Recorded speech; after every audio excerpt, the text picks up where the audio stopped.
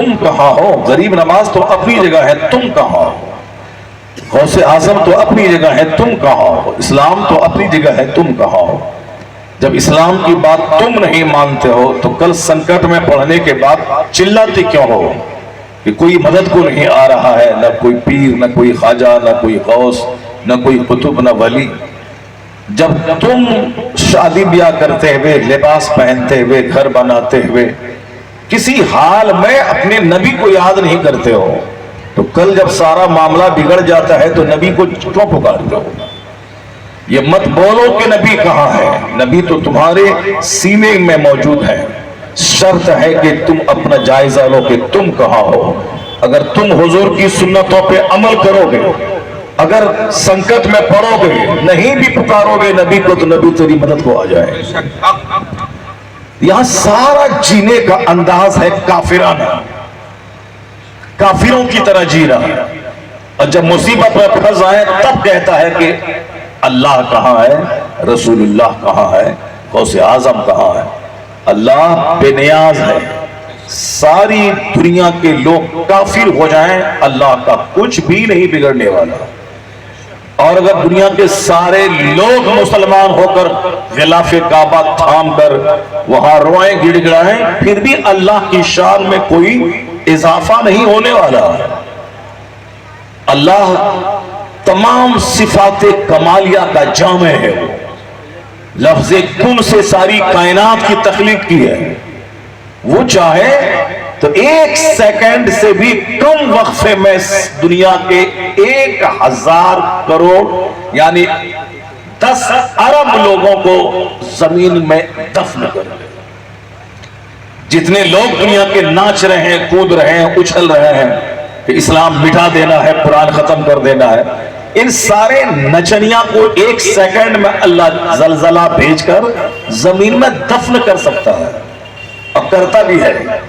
پورا شہر کو اللہ اجاڑ دیتا ہے، سارا شہر زمین میں دفن ہو جاتا ہے، لیکن چونکہ اللہ تبارک و تعالی اگر یہی کرے کہ جہاں بھی کوئی نماز نہ پڑھے اس کو زمین میں دھسا دے تو نہ ہم زندہ رہتے نہ تم زندہ رہتے۔ جب ہمارا دادا، ہمارا پردادا کبھی نماز فجر چھوڑا اسی دن وہ زمین میں دھس جاتا تو میرا باپ کیسے پیدا ہوتا، اور جب باپ نہیں پیدا ہوتا تو ہم کیسے پیدا ہوتے؟ اس لیے اللہ تعالیٰ کا سارا کام حکمتوں سے بھرا ہوتا ہے۔ جس دن حضور کے سامنے فرشتہ آ کے کہا تھا کہ آپ کو لوگوں نے پتھر برسا کے لہو لہان کر دیا ہے، تو آپ حکم دیں ان دونوں پہاڑوں کو کہ دونوں پہاڑ آپس میں مل جاتے ہیں، سارے لوگ پس جائیں گے۔ اگر حضور اس وقت کہہ دیتے کہ تم دونوں پہاڑ آپس میں مل جاؤ تو جتنی آبادی تھی طائف کی ساری آبادی پسی چلی جاتی، لیکن حضور نے کیا فرمایا؟ میں ان کو پیسنے نہیں آیا ہوں، میں ان کے لیے ہدایت کی دعا کرنے آیا ہوں۔ اگر اسی دن آپ پیس جاتے تو محمد ابن قاسم کہاں سے پیدا ہوتے؟ اسی دن اگر وہ لوگ پیس جاتے تو حضرت عبداللہ ابن عباس کا جو مزار آج طائف میں ہے وہ مزار کہاں سے ملتا؟ اتنے بڑے مفسر قرآن کی آرامگاہ کہاں سے ملتی؟ وہاں کے جو لاکھوں لوگ کلمہ پڑھے اب پوری دنیا میں پھیل کے اسلام کی تبلیغ کی وہ کہاں سے آتا؟ تو اس لیے یہ کہنا کہ آج یہ مدرسہ توڑا ہے آج ہی زمین میں دھس جائے، آج یہ مسجد توڑا ہے آسمان سے پتھر نہیں گرا تو اللہ کہاں ہے؟ اللہ ہے، لیکن اللہ کا یہ کام نہیں ہے کہ ساری دنیا کو 1 منٹ میں ختم کر دے، نہیں، اللہ تبارک و تعالیٰ سب کے لیے موت اور حیات کو فکس کر دیا ہے۔ جہاں تک جب تک جس کو زندہ رہنا ہے وہ زندہ رہے گا، چاہے وہ ظلم کرتا رہے، اتیاچار کرتا رہے، چاہے وہ قرآن چلاتا رہے، مگر جو فکسڈ عمر ہے اس کی 50 60 70 80 90 100 سال، اس وقت تک وہ زندہ رہے گا۔ یہ دنیا بدلی کی دنیا نہیں ہے، یہ دنیا کام کی دنیا ہے، یہ دنیا کام کی دنیا ہے۔ جو جیسے جینا ہے جیو، اعملوا ما شئتم، کرو جو تم چاہو، اعمل ما شئت، do what do you want، جو تیرے من میں آتا ہے کرو۔ اللہ روزی دے گا 80 90 سال تک جو تمہاری عمر متعین ہے، اب اس بیچ میں چاہے شراب پیو، زنا کرو، سود کھاؤ، جوا سٹا کھیلو، چاہے مذاق اڑاؤ مدرسے کا، مسجد کا، قرآن کا، عالموں کا، طالب علم کا، کچھ بھی کرو، 70 سال تو زندہ تم کو رہنا ہے اور اللہ روزی دے گا. ورنہ جتنے لوگ اللہ کا منکر، اللہ کو گالی دینے والے، اللہ کا انکار کرنے والے ہیں، اللہ کسی کو زندہ نہیں چھوڑتا، سب کو اللہ مار دیتا. لیکن آج اللہ کے ماننے والوں سے زیادہ خوشحال ہے وہ، اللہ کے ماننے والوں سے زیادہ دھنوان ہے وہ، اللہ کو سجدہ کرنے والوں سے زیادہ مالدار ہے وہ جو اللہ کو نہیں مانتا ہے، ناستک ہے، انکار کرتا ہے کوئی خدا نہیں معاذ اللہ، وہ تمہارے مقابلے میں زیادہ مالدار ہے وہ. یہ ساری چیزیں دیکھ کر بہت سارے لوگوں کا ایمان کمزور ہو جاتا ہے. بہت سارے لوگ اندر سے ہل جاتے ہیں کہ میں سجدہ کرتا ہوں تو دانے دانے کو ترستا ہوں، اور وہ اللہ کو گالی دیتا ہے تو وہ اربوں میں کھیل رہا ہے، وہ خربوں میں کھیل رہا ہے. یہی تو سمجھنے کی باتیں ہیں. اگر بندہ قرآن پڑھ لے اور قرآن کی تعلیمات کو جان لے تو بندہ سونے کی دیوار اور مٹی کی دیوار دونوں اس کے نزدیک برابر ہو جائے. وہ کبھی کافروں کے محل سے مروب نہیں ہوگا، وہ کبھی اس کی سلطنت سے دھوکہ نہیں کھائے گا، کیونکہ قرآن شریف میں ساری باتیں کھول کھول کر بیان کر دی گئی ہے. قرآن ایک نظام حیات دیتا ہے، قرآن عقیدہ و ایمان کے تحفظ کا سامان دیتا ہے، قرآن سلیقہ زندگی بتاتا ہے، قرآن فلسفی آف لائف بتاتا ہے. یہ صرف ماں کے مرنے کے بعد دو بچوں کو بلا کر قرآن خانی کروانے کی چیز نہیں ہے. اور جو ساری زندگی نماز چھوڑتا رہا، اس کے مرنے کے بعد 1 کروڑ ختم قرآن کروا دو اس کے لیے، کیا مطلب؟ وہ جنت چلا جائے گا؟ اللہ تبارک و تعالی ارحم الراحمین ہے، وہ کسی بھی چھوٹی سی نیکی کو قبول کر کے ایک بندہ کو بخش دے، وہ اللہ کا کام ہے. لیکن اللہ کا قانون کیا ہے؟ یہ ہے کہ کوئی آدمی ساری زندگی بدکاری کرتا رہے، اب مرنے کے بعد 1 کروڑ بار قرآن اس کے نام سے پڑھ کے بخش دیا جائے، اور 1000 باکس میں قرآن پاک کے نسخے بند کر کے مسجد میں جا کے ڈال دیں، اپنا نام اس میں لکھ دیں کہ فلاں کے بیٹے نے اپنے باپ کی طرف سے اپنے باپ کے لیے ان کی روح کو ثواب پہنچانے کے لیے یہ قرآن پاک ہدیہ مسجد میں کیا ہے، بس جنت چلے جائے. جس نے 40 برس تک عشاء کے وضو سے فجر کی نماز پڑھی اس کا کیا ہوگا؟ جس نے اپنے 4 جوان بیٹوں کو جہاد میں بھیج کر سبوں کو شہادت کی اعلیٰ موت دلا دی اس کا کیا ہوگا؟ جس نے 1 ارب روپے کی پراپرٹی مکہ میں چھوڑ کر مدینہ صرف تنہا جان لے کے ایمان بچانے کے لیے آ گئے اس کا کیا ہوگا؟ جو 90 سال کی عمر تک 91 سال کی عمر میں بھی فجر ظہر عصر مغرب لاٹھی کے سہارے ادا کرتے رہے اس کا کیا ہوگا؟ آندھی طوفان بارش، چاہے بیٹے کا جنازہ نکلے یا بیٹی کی بارات آئے، چاہے اربوں میں کھیلے چاہے تانے تانے کو ترسے، کوئی امیری غریبی اس کے ایک سجدے کو چھوڑوا نہیں سکی، اور 95 سال کی عمر تک سجدہ کرتے رہے اس کی عبادت کا کیا ہوگا؟ اتنا ہی آسان ہے جنت کہ بتاشا، اصحاب کربتی، لعبان، جمعہ کی 1 دن کی نماز جنت دلا دے. اتنا سستا اسلام نہیں ہے. یہ روزانہ 5 وقت کی نمازیں پڑھنا اسلام نے فرض کیا ہے. 1 وقت کی نماز چھوڑنا حرام اور گناہ کبیرہ ہے. اگر اللہ اس کی پکڑ کرتا تو کوئی زندہ نہیں بچتا، نہ میرا باپ بچتا، نہ میرا دادا بچتا، نہ اس کا باپ بچتا. مگر یہ کرم رحم ہے اللہ کا کہ گناہ دیکھنے کے بعد بھی فوراً دنیا کو وناش نہیں کرتا، دنیا کا فوراً زلزلہ نہیں بھیجتا، اسی لیے ہم لوگ بچے ہوئے ہیں. تو یہ دنیا دارالعمل ہے، کام کی جگہ ہے، یہ دارالجزا نہیں ہے، بدلے کی دنیا نہیں ہے. یہ بدلے کی دنیا ہے آخرت، مرنے کے بعد. فَمَن يَعْمَلْ مِثْقَالَ ذَرَّةٍ خَيْرًا يَرَهُ وَمَن يَعْمَلْ مِثْقَالَ ذَرَّةٍ شَرًّا يَرَهُ. جہاں رائی کے برابر بھی اس دنیا میں کچھ کرے تو وہاں دیکھیں گے چاہے نیکی ہو یا برائی ہو، سارا چٹھا آپ کی نگاہوں کے سامنے آ جائے گا، جہاں سارے عمل کا بدلہ دیا جائے گا۔ اس دنیا میں زنا کرو، شراب پیو، اللہ روزی دے گا، چاہے طوائف کے کوٹھے پہ جاؤ یا شراب کی بھٹی میں جاؤ، اللہ روزی دے گا۔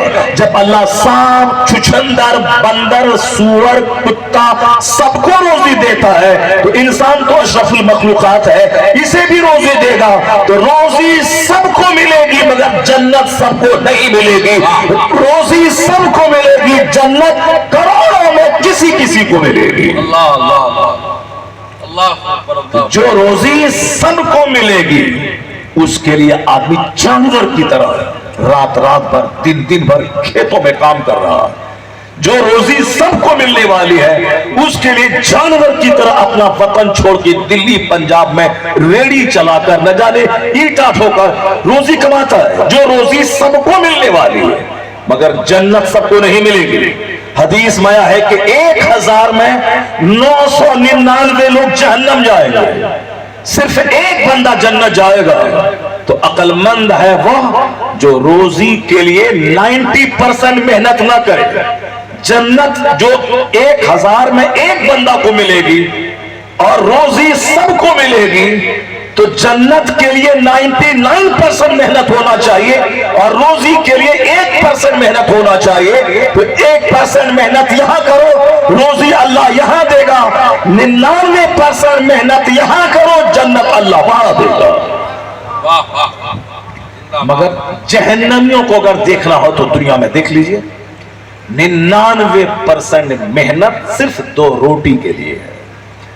30 سال تک پڑھنا، 18 گھنٹے ڈیلی پڑھنا، انجینئر بننا، ڈاکٹر بننا، پروفیسر بننا، ماسٹر بننا، وطن سے بے وطن ہو کر اسکول، کالج، کوچنگ سینٹر ہر جگہ جا کے پڑھنا، پھر زبردست مقابلہ میں بیٹھ کر کامیاب ہونا، پھر 30 سال تک نوکری کرنا، اپنے وطن سے بے وطن ہو کر 2-4 لاکھ پہ کمانا، چھوٹا سا گھر بنانا، چھوٹی سی گاڑی خریدنا، ایک زمین شہر میں خرید لینا، اس کے بعد 70 سال کی عمر میں 1 درجن بیماری پال کر چکر آ جائے، گرنا، مر کے قبر میں سڑنے کے لیے پہنچ جانا۔ ڈی ایم کا بھی یہی حال ہے، ایس پی کا بھی یہی حال ہے، پردھان منتری کا بھی یہی حال ہے، ایک گاؤں دیہات میں جو بھینس اور گائے چراتا رہا اس کا بھی وہی حال ہے۔ سب کی منزل وہی ہے، 2 گز زمین، جہاں جا کے سڑ جانا ہے، جو جہاں جا کے سڑ جانا ہے۔ دنیا کے محل کے لیے ہے اتنی محنت ہے کہ رات بھر جاگ کے کھیت میں، رات بھر جاگ کے فیکٹری کے دروازے پہ لاٹھی لے کے دربانی، رات بھر جاگ کے آگ کے نزدیک سامان بنانا، اور دن بھر مارے دکان، کسٹمر، گراہک، ریٹیلر، ہول سیلر، یہاں وہاں دن بھر مارے پھرنا، وہی 2 روٹی کے لیے۔ جہاں جینا ہے 70-80 سال، اب مرنے کے بعد جہاں جانا ہے وہاں کا ایک دن 50,000 سال کے برابر ہے جہاں کا۔ یہ میں نہیں بولتا، یہ آپ کا اور ہمارا قرآن کہتا ہے، جس وقت پر ایمان لاتے ہیں۔ کان مقدارہ 50,000 سنہ، وہ دن جس دن کی گنتی اس دنیاوی گنتی کے حساب سے جہاں کا ایک دن 50,000 سال کے برابر ہوگا۔ جب وہاں کا ایک دن 50,000 سال کے برابر ہوگا، اس کے مقابلے میں دنیا کا 100 سال 1 سیکنڈ ہے۔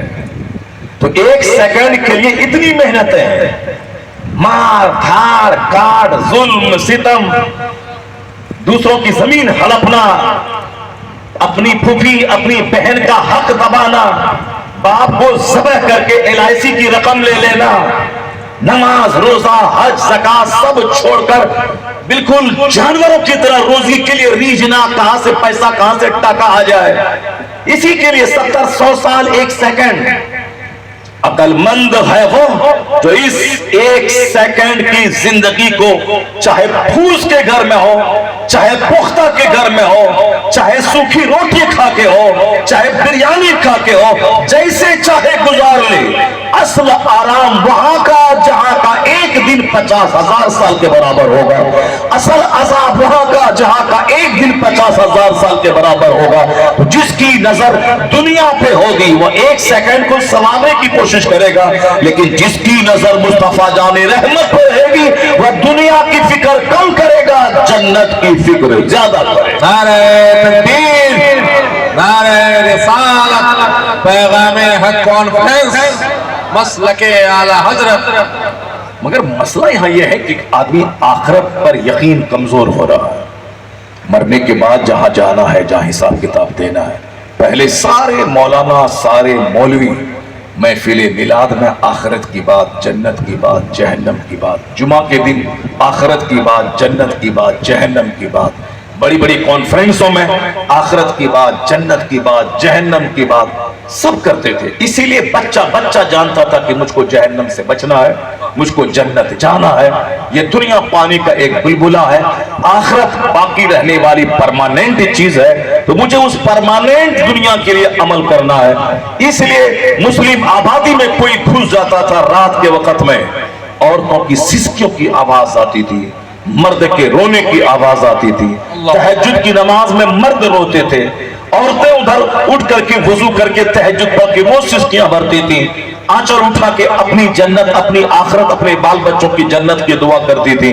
یعنی مسلمانوں کے گھر کی پہچان تھی جہاں رات کے آخری پہر میں استغفار کی آواز آئے، جہاں سے توبہ کی آواز آئے، جہاں سے اللہ سے بھیک مانگنے کی آواز آئے، جس کی بات قرآن میں اللہ نے کی ہے وَيَسْتَغْفِرُونَ بِالْأَسْحَارِ، یعنی یہ وہ مسلمان سلیکٹڈ لوگ ہیں جو رات کے آخری پہر میں اللہ کے سامنے استغفار کرتے ہیں۔ والمستغفرین بالاسحار، قرآن میں آیا ہے اللہ کے پسندیدہ بندے وہ ہیں جو رات کے آخری پہر میں اللہ سے گناہوں کی معافی کی بھیک مانگتے ہیں۔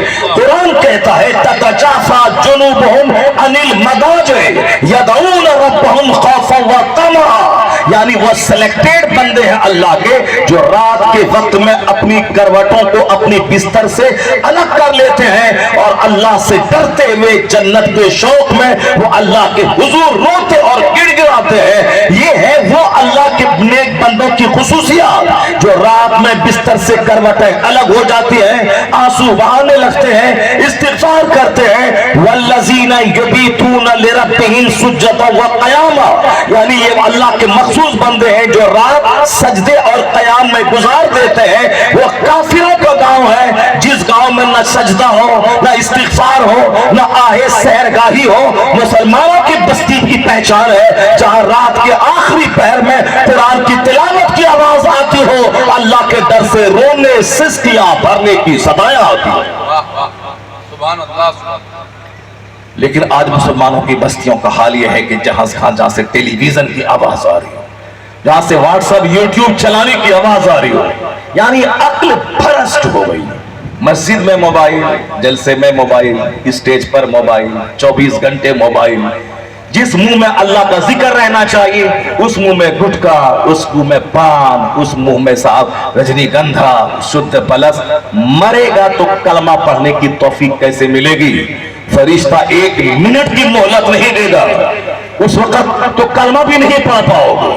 کیا کس گٹکا کے چکر میں پڑے ہو؟ جب وہ گٹکا پھینکتا ہے بیسن میں تو لگتا ہے جیسے منہ سے کوئی پاخانہ کر دیا، پاخانے کی بدبو آتی ہے، ایک پیچھے سے پاخانہ نکلتا ہے اور منہ سے اس گٹکے کی پھرکی پھینکتا ہے، ایسا لگتا ہے جیسے کوئی منہ سے پاخانہ کر دیا ہو۔